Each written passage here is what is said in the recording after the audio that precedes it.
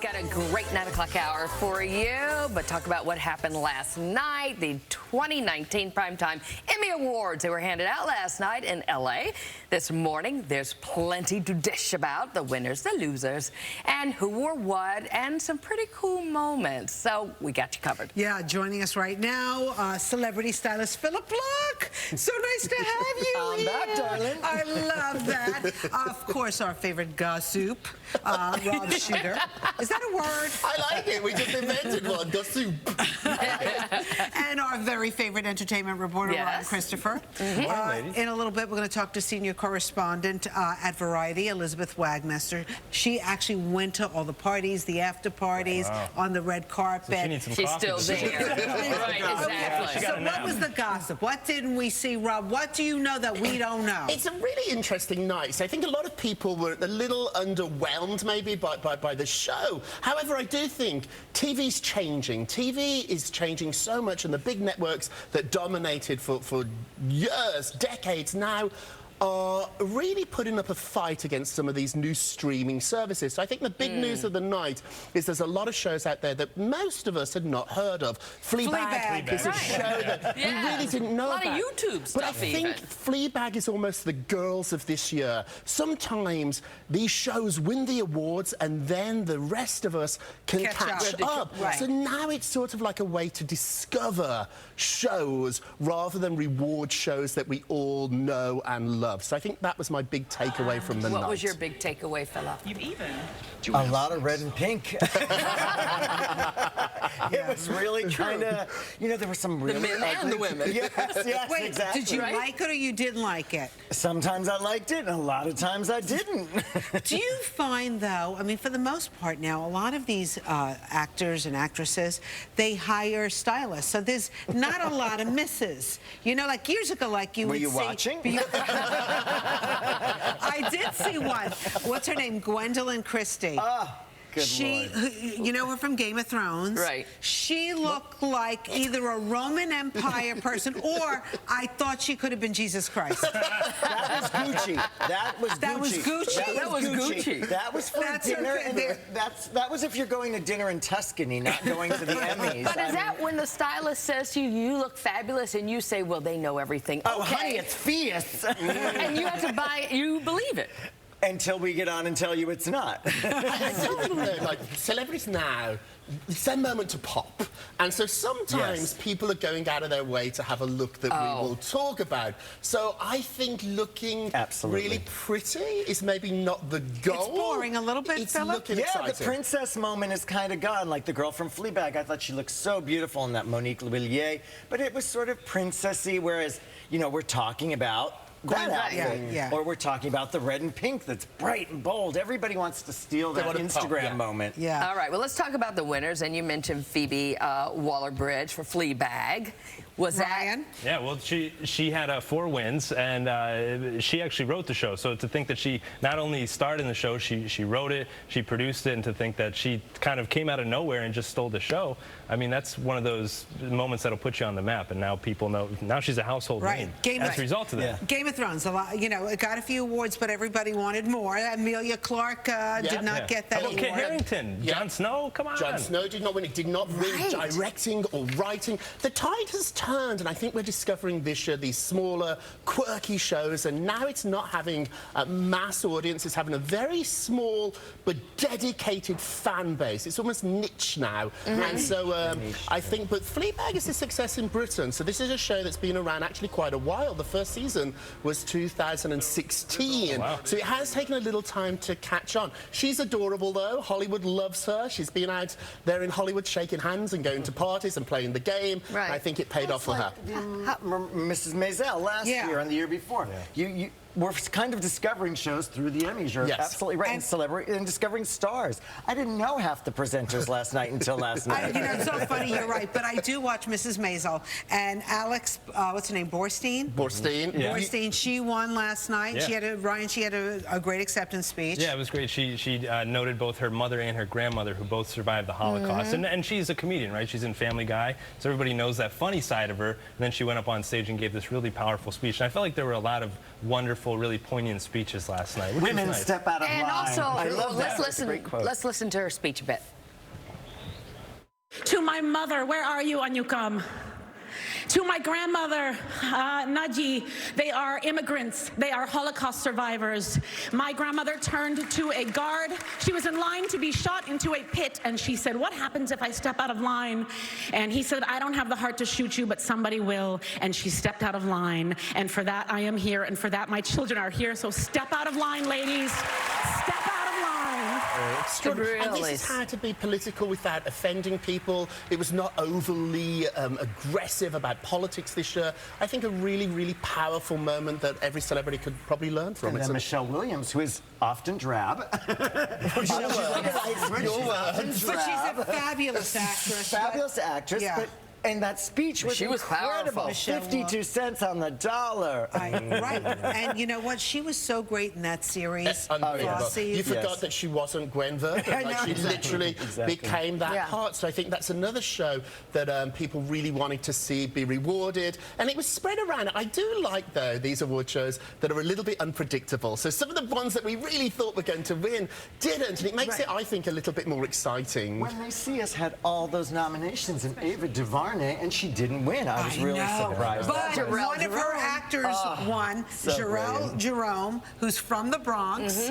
He won, and you know, what a great performance. Yes. What a great performance. Because we all lived through that moment, and we all lived through those times. So to see that come to life and see those boys rewarded, and even though the actors are only acting and the real men suffered, but I think there is some tribute there that is extraordinary.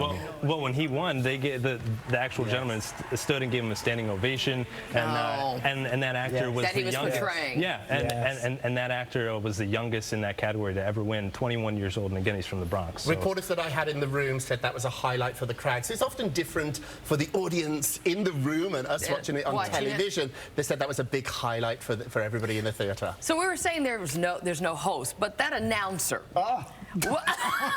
What a reaction, Philip. Some people liked him, some people didn't. What'd you think? I don't know about him. He said, and he won it with sweat or something. Just some of the comments were so inappropriate. The Felicity Huffman one, did you think that was inappropriate? I thought so.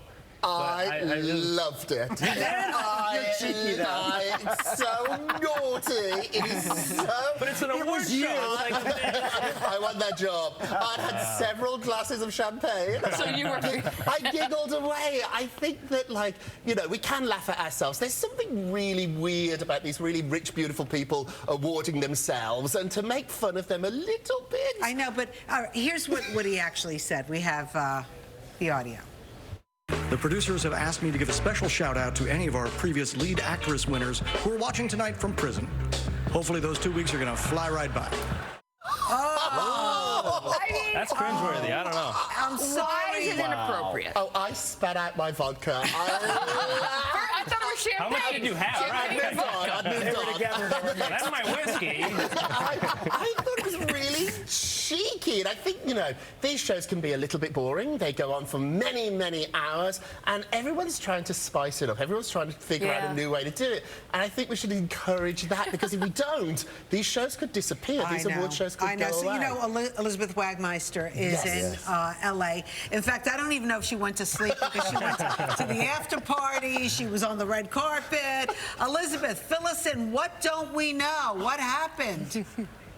Good morning. So I have to tell you, it was a late night out here in LA, and I was at both the governor's ball, then I was at the HBO party, and I was sitting in the room.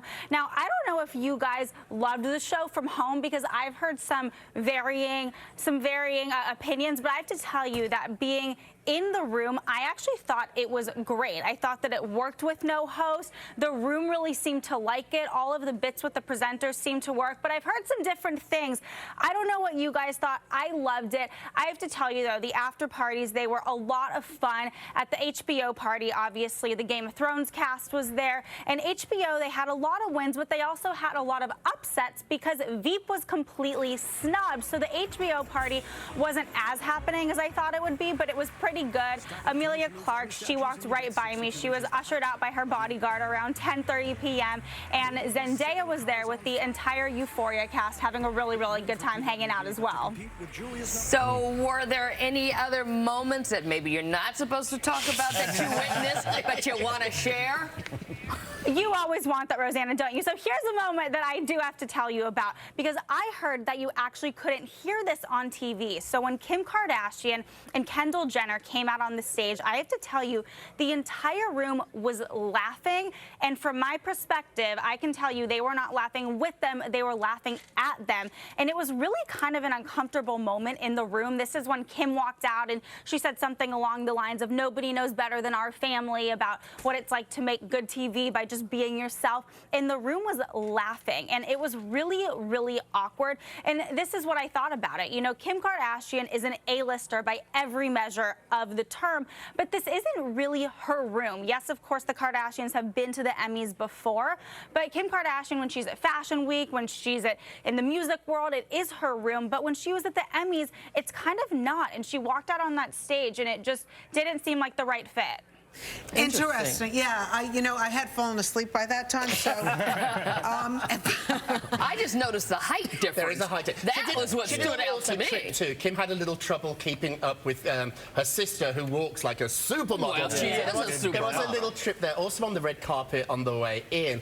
Kim, it was not Kim's crowd. Elizabeth is right. Even though reality TV now does have a category, Kardashians were not only never won, they were not even nominated. This is a different type the biggest reality show of all time is not nominated. Also, to a little gossip, why everybody goes to the governor's ball. So the governor's ball is the official ball afterwards. They have a really great trick to get everybody to go there. That's where you get your award engraved. Oh, Elizabeth, did you know that? I did know that. You know, I know all things Emmys and all things Hollywood. But when I was there, because I actually went right from the theater straight to the governor's ball, so I got there right at the beginning. Now I have to tell you, Jimmy Kimmel, he walked in with his wife and Netflix boss Ted Sarandos, and it could just be a case of everybody knows everybody, but I thought that was a pretty good sighting.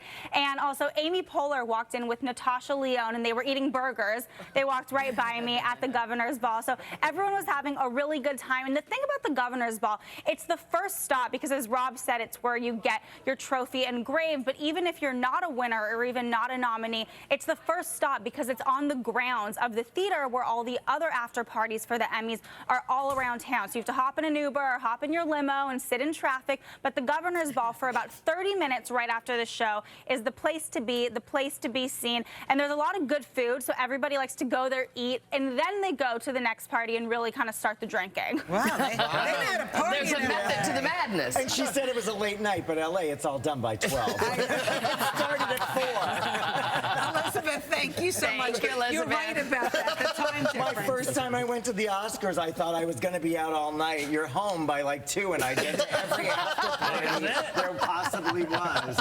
It's LA. It starts at 4. How long can you go? Day drinking. Tips about day makeup and day drinking. Yes. Talking about discovering people, there is somebody that's trending who you might not know. He's called Hot Priest from Fleabag, and he was the gentleman of the night that everybody wanted their selfie taken with at the party. So if you want to Google all right, let's him, talk it's a treat. about fashion. Yeah. Let's get to Okay, you were talking, Philip, about the red and the pink trend with men and women. A no-go, right? How did that happen?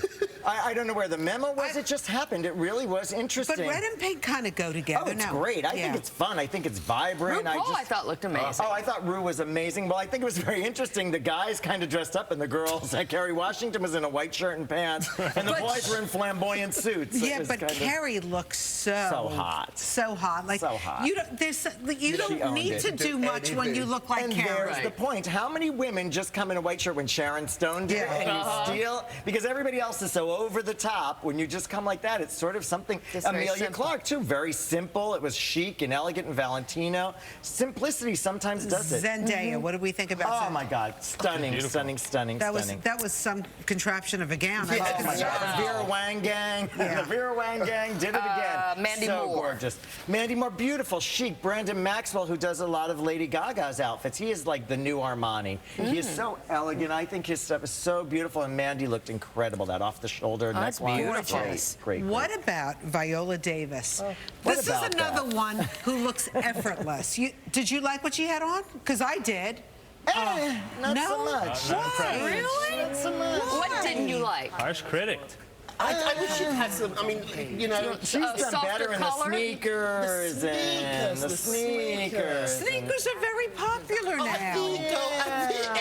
But not that night, huh? Basketball, for a b-ball game. You know, the Super Bowl maybe, but not at the Emmys. I think she's really making a statement there. Yes. Like, this is somebody who wants to look like what she wants to look like, her natural hair, her sneakers. So I think this is a great look for her, and it's almost a political statement she's making there. So I think, yeah. So, okay, predictions. Do you think the Emmys did better this year on TV than last year?